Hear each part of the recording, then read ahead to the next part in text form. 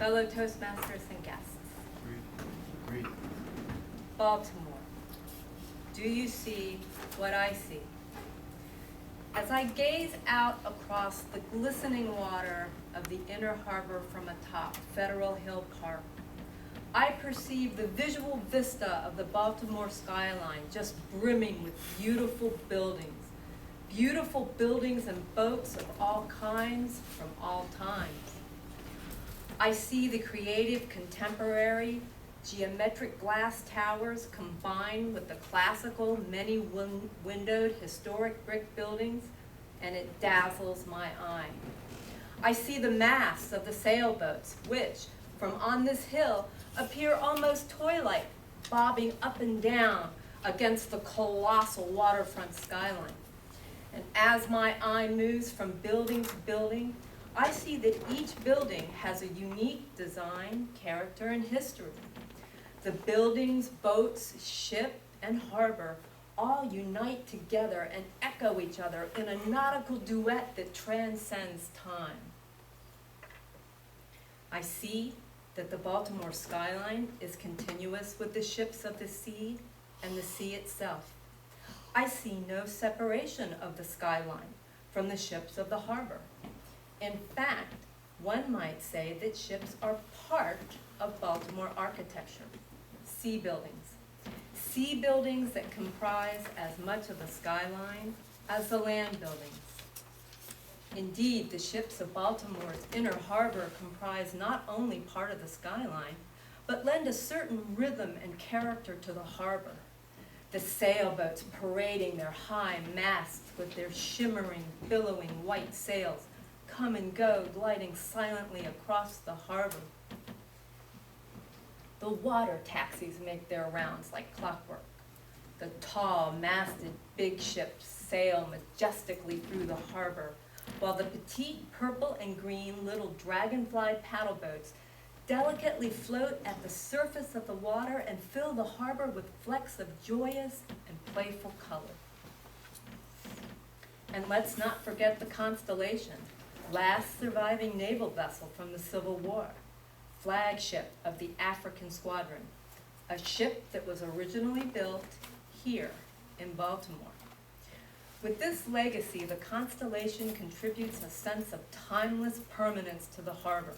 With its many masts, riggings, and sails, the Constellation provides an accent to the harbor skyline, taking its equal place as a sea building alongside the land buildings.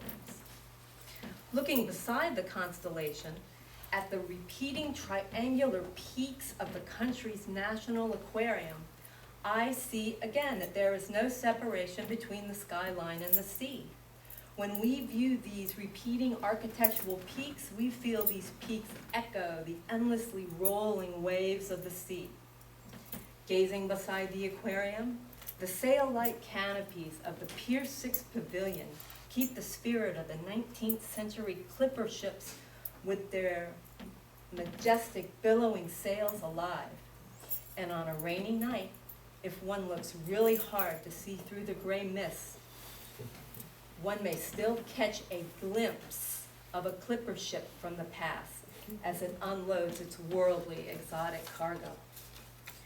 I see another example of architecture that delights the eye as past and present mirror each other into the future.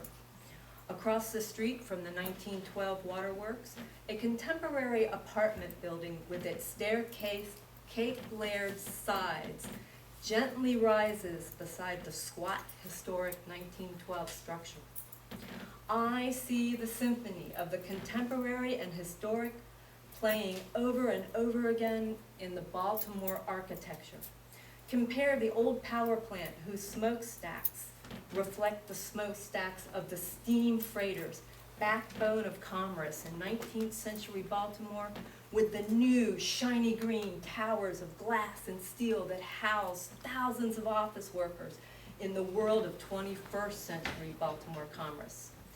This architectural symphony just plays on and on. So as the sun sets slowly over this harbor symphony,